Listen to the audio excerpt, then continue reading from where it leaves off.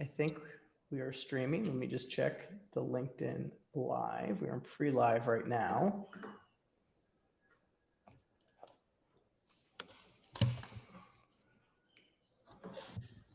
Give everybody a couple minutes to come in. Fantastic.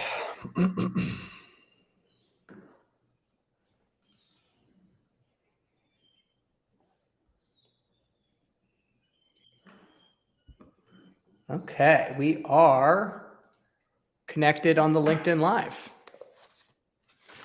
Let's give everybody a couple more minutes to come in.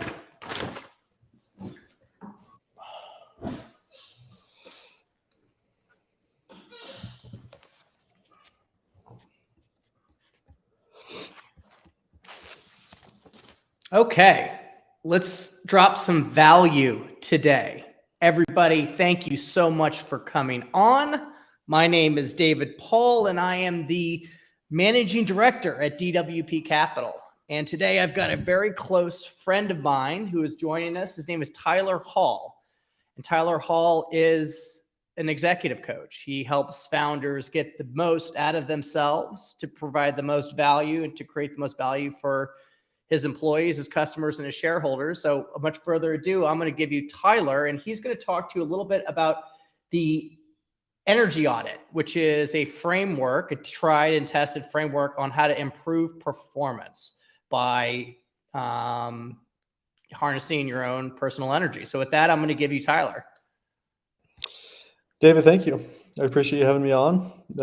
This is going to be exciting. I think every time I do a session around the energy audit, which I've done, I don't know, half a dozen times in the last couple of months with, anywhere between small executive teams to larger organizations. The one thing I typically like to lead off with is that I'm not a management consultant. This is not my background. This is not really what I do. But I am now coaching CEOs, predominantly one-on-one coaching engagements. And the energy audit, the reason why I think it's really important is it has deep meaning to me as a CEO.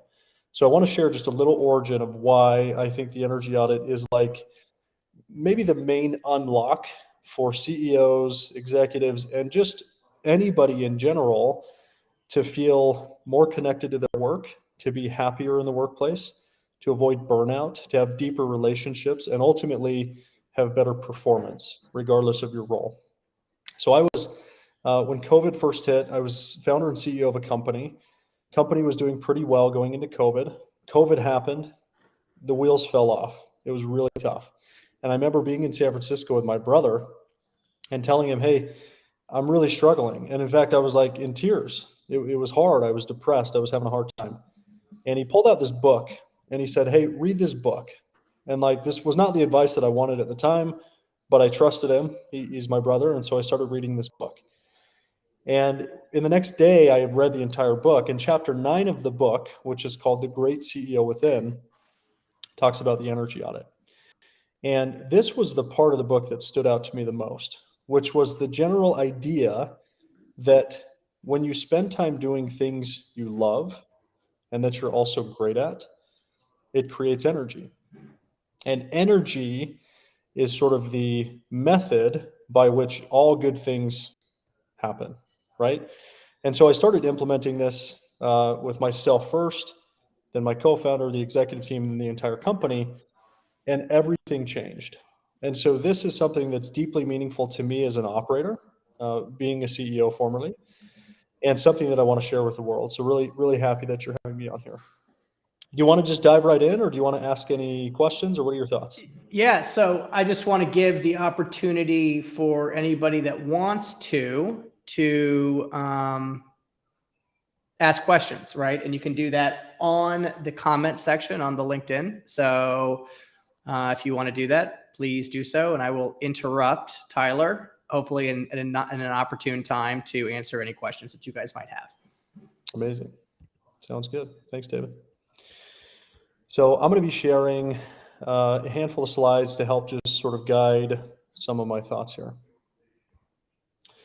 So before we dig in, I want to ask a few questions. And I want everybody who's live or going to be watching this recorded to really think about these things, okay?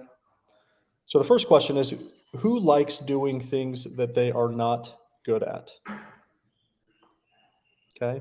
I want you to really think about this. I'm assuming the majority of you are shaking your heads. No. Okay. Who does things every single day that they're not good at or that they don't like to do? Okay. Process this. I'm assuming most of you, again, no, or yes, every day.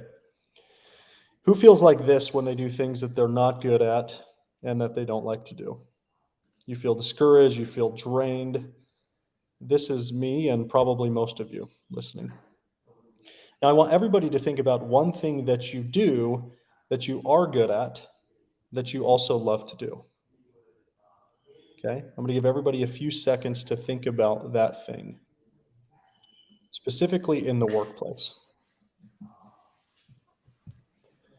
Okay, and once you have that thing, I want you to think, do you get energy from doing that thing?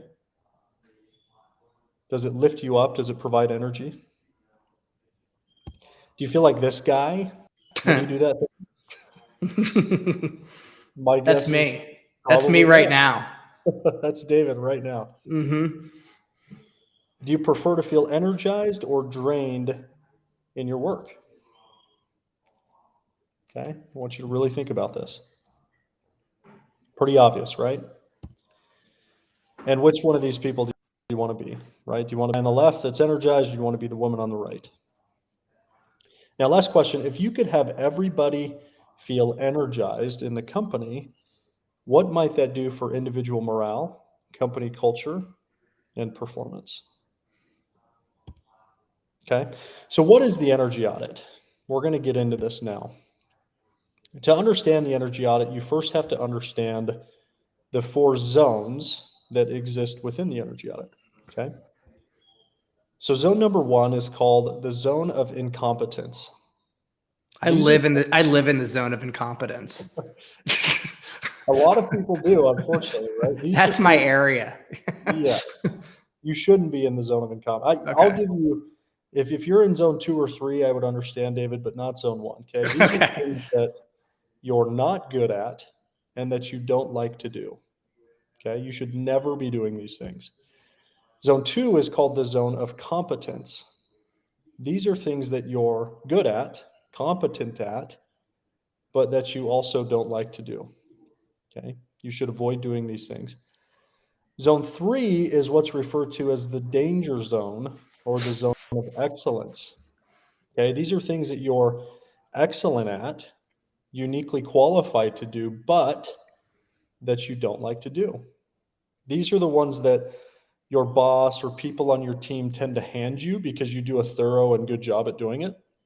But when you do it, it sucks the life out of you. Okay, and then zone 4 is the zone of genius. And these are things that you're great at that you love to do. Okay, and that's where today the focus is going to be, how do I spend more of my time, even the majority of my time, in the zone of genius? And I'm going to talk about how you do that. Okay, and this is a quote from yours truly, that when everybody is consistently doing things that they are good at and that they love, it creates energy. And the compounding effect of an entire organization being energized is how you optimize performance. Okay, so now what is the energy audit itself? What are we actually auditing here? Okay, so the idea of the energy audit is to look back at 2 to 4 weeks of your calendar, and I'm going to describe the exact method, and then I'm going to describe the short little exercise that I'm going to have everybody go through today. Okay, so the exact method is you take 2 to 4 weeks of your calendar, you physically print the calendar, okay? Don't cheat like I did using my iPad, or you can if you prefer. But you print your calendar and you take a red marker and a green marker, and you circle everything red that is in the first 3 zones, and you circle everything green that's in your zone of genius. And you have to be really honest with yourself as you go through this exercise. Okay, what are the things that bring me energy and what are the things that don't? And then based on those results, you're going to have a percentage of time that you're spending in your zone of genius.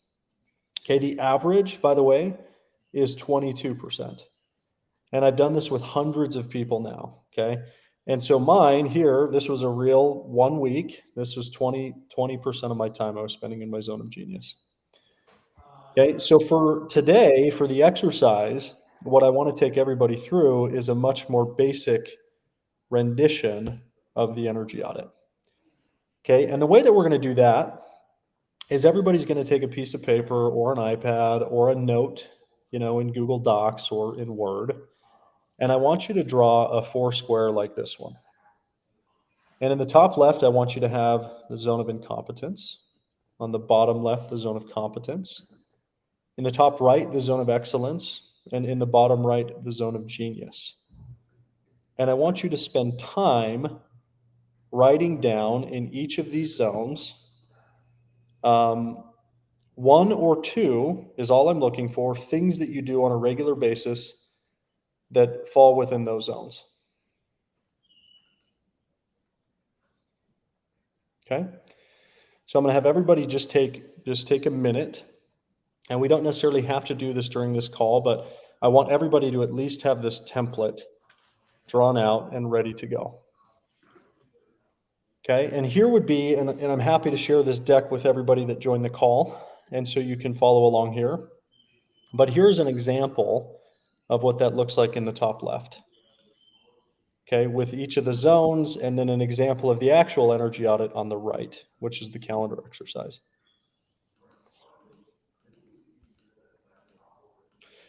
Once you're done with that, what I want you to do is I want you to pick out the things that you do on a regular basis. Okay, so I'm trying to avoid focusing on things that might be one-offs.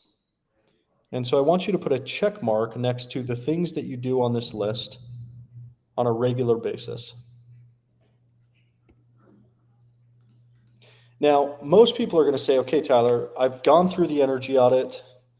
I've looked at, dozens or hundreds of things that I've done over the last month. And I've realized that 80% of the time I'm in my red zone. What am I supposed to do with all this stuff? Okay, so let me introduce you to the focus funnel. The idea of the focus funnel is that with all of your red zone activities, you're going to load it through this funnel. And the first question you're going to ask yourself is this thing that I'm about to do something that I could eliminate? Okay, if it's not, then you ask yourself, is this something that I could automate by building a system or a process around it? Okay, and if not, then you ask yourself, is this something that I can delegate to a peer or a subordinate, somebody on my team? And if you can't delegate it, then you either have to complete and concentrate right away and do the task, get it done, or you procrastinate it and it cycles back into the top of the funnel. Okay? Now, only 20% of these things, of the red zone categories, are things that you should actually complete. Okay, so the thing we're striving for is how do I focus 80% of my efforts on zone of genius items, things that are going to bring me energy. Okay. Now, I want everybody to think about the following things. Okay, when you have a task that lands in your lap, something that's got to get done, the first thing I want you to ask yourself is this thing that I'm about to do in my zone of genius? Okay. The next thing I want you to ask yourself is, does this thing that I'm about to delegate to somebody else in their zone of genius? Okay. The worst thing that can happen is for you to take a red zone category and dump it off onto somebody else that it's also their red zone, because now you're just bringing them down. Okay. And this can create a very negative sort of chain impact. The third thing is, if not, what is the right thing to do with this thing? Should I eliminate it? Should I get rid of it? Should I complete and concentrate and just finish it, or cycle it back to the top of the funnel? Okay, and if none of these apply, if I can't eliminate it, automate it, does this fit the 20% of things outside of my zone of genius that I simply have to get done? And the last question is, how will doing this benefit myself and my team. Okay, in closing, I want to talk about the results of more energy, which I've touched on a bit of these today. But these are real. I've watched this happen time and time again. When people are energized in the workforce, they generally have more fulfillment and more joy in their life, okay, not just at work, but in their life. When you're energized at work, you're typically energized at home. You bring that home and it creates this very beautiful sort of feedback of energy that translates well into the home. Okay. The second thing is higher productivity, right? I mean, this is the thing that everybody's trying to optimize for, is how do we get better results? Well, when people are more energized, science says, the studies say that it leads to better productivity and better results. Okay, you have better teams, more effective teams when everybody's energized. Team meetings are better. Hiring improves when you hire based on people's zone of genius, right? That should be the main criteria that we're looking to hire for, is do these things that need to get done match this person's zone of genius? And then a boost in morale. So again, in closing, I just want to encourage everybody, like, figure out what your zone of genius is, and then figure out how to spend the majority of your time, 80% or more of your time, doing those things, and you will be happier and your business will do better. It's that simple. So that's the energy audit, David. That's fantastic, Tyler. And so I've got some questions, and if anyone else has some questions, please feel free to put them in the chat. But where does you're not good at something play into, well, you should also get good at something, right? Even though it doesn't give you good energy, but you'd become a better executive, you'd become a better leader if you actually did work on said skill. I think the reality is, if people want to, because I get asked this question by executives all the time. Hey, I have people on my team that they want to learn a specific skill. They want to be involved in the fundraising process, or they want to be involved in some of these more strategic conversations, but it's not their strong suit, right? Where does that fit in? And typically the CEO or the executive does not want them to be a part of those discussions. And so typically my encouragement is, if you want to develop a skill, but it's something you hate doing, don't develop the skill. Let somebody else do that. Okay, plain and simple. If you want to develop a skill and it's something you like doing, that you think would bring you energy if you got really good at it, then figure out how to develop that skill when you're not in the trenches doing work, right? So there's tons of resources for developing a new skill, podcasts and books and mentorship programs, and there's a million ways to learn a new skill. My advice to people out there is, don't do it on the precious, during the precious hours of company building. Question from a blast from my past, Bryson Silk. Bryson says, let's say your quote unquote zone of genius. How do you find proper support / mentors, thus helping you grow, succeed, and lead a life full of energy? That's a great question, Bryson. I think that the cheat code that I typically have in helping organizations achieve this is, I start with a CEO. I get the CEO on board and bought into the idea that when he or her are energized, it leads to all the outcomes that you're trying to achieve as a business. And then we go a layer down to the executive team. And then eventually this permeates throughout the organization. If I'm in a role like that, I am constantly challenging my boss or the CEO of the company to allow me to focus on things that do bring me energy, things that are in my zone of genius. So what I would encourage is to be bold, to speak up, to say, look, 70% of the things I'm doing, I just did this audit. This is real. This has been done with hundreds of thousands of top executives. I just did it, and I realized that 70% of my time I spend are doing energy draining work. And convince them that not only you, but they and their boss and whoever else in the organization should adopt this idea. I mean, be bold about it, because this will change your life, and it'll change their life, and they'll view you as a, as a superhero that brought them this hack. So that's my advice. Awesome. Great question, Bryson. Anybody else? Any other questions before we wind it down today, so everyone can get back to their productive day, hopefully doing stuff that gives them energy? If you guys missed the beginning of this, I am posting a link to my YouTube channel, in which this is going to be up and live. So feel free to take a look at it. If you like the stuff, subscribe, tell a friend, cancel me, do whatever. And with that, I really appreciate everyone come. Tyler, thank you so much for coming on. And Tyler, how can people reach you, ask you questions, etc.? Yeah, I'm on LinkedIn. I think my LinkedIn's Tyler C. Hall. Just go search my name. You'll find me on there because I'm connected to David. And yeah, I'm posting a weekly newsletter right now for aspiring founders that want to start companies. I'm running a podcast called the Roller Coaster Podcast, where I interview founders about sort of the hard thing about hard things, right? We get very vulnerable. And I'm producing a lot of really good content that I think will be helpful to those who are either currently founders, want to be founders, or are just in the thick of, everyday life. So Awesome. thanks, Awesome. David. Awesome. Thank you guys so much.